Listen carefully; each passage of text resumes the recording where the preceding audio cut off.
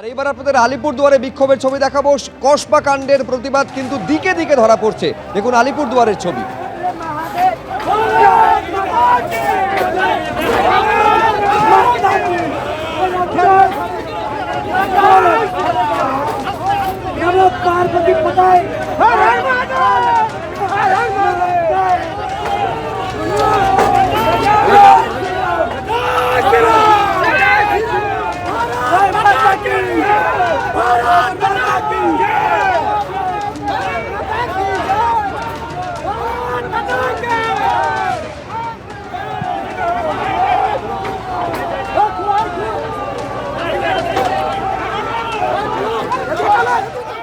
এইবার একটা আপনাদের সামনে ছবি রাখবো, সেটা হচ্ছে বিজেপির ফ্যাক্ট ফাইন্ডিং টিম।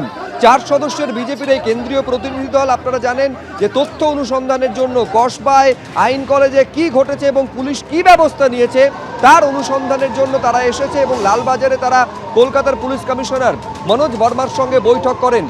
সেখান থেকে তারা বেরিয়ে গেছেন এবং কসবা ল কলেজ অর্থাৎ ঘটনাস্থল প্লেস অফ অকারেন্স তারা সেখানে যাবেন। অর্ণব মুখোপাধ্যায় আমাদের প্রতিনিধি সরাসরি এই মুহূর্তে আমাদের সঙ্গে রয়েছেন। আমি দুটো বিষয় তোমার থেকে অর্ণব জানতে চাইবো। এক হচ্ছে সিপির সঙ্গে বৈঠকে কতটা আশ্বস্ত হলো এই বিজেপির ফ্যাক্ট ফাইন্ডিং টিম, এই মুহূর্তে তারা কোথায় রয়েছে?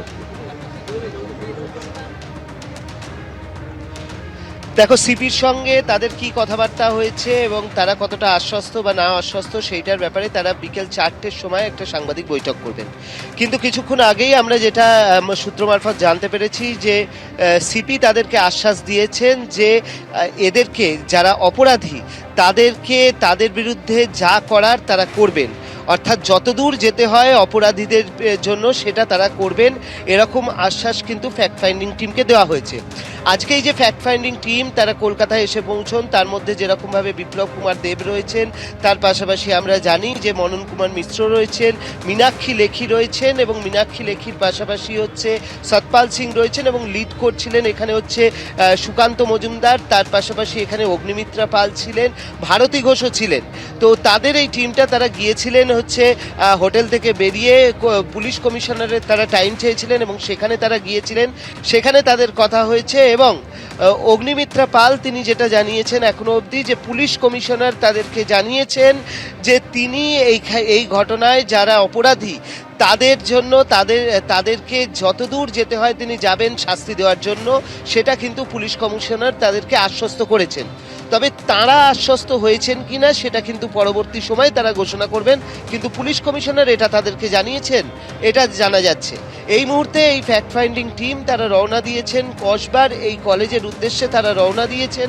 এখন কসবার কলেজ অবধি কতদূর তারা যেতে পারছেন সেটা দেখার, কিন্তু কসবার কলেজের উদ্দেশ্যে তারা রওনা দিয়েছেন এবং সেখান থেকে ফিরে তাদের হচ্ছে কসবাতেই একটি সাংবাদিক বৈঠক করার কথা রয়েছে, যেখান থেকে তাদের যে বক্তব্য, তাদের যে আপাত প্রাথমিকভাবে যে ফাইন্ডিংস সেগুলো তারা তুলে ধরবেন।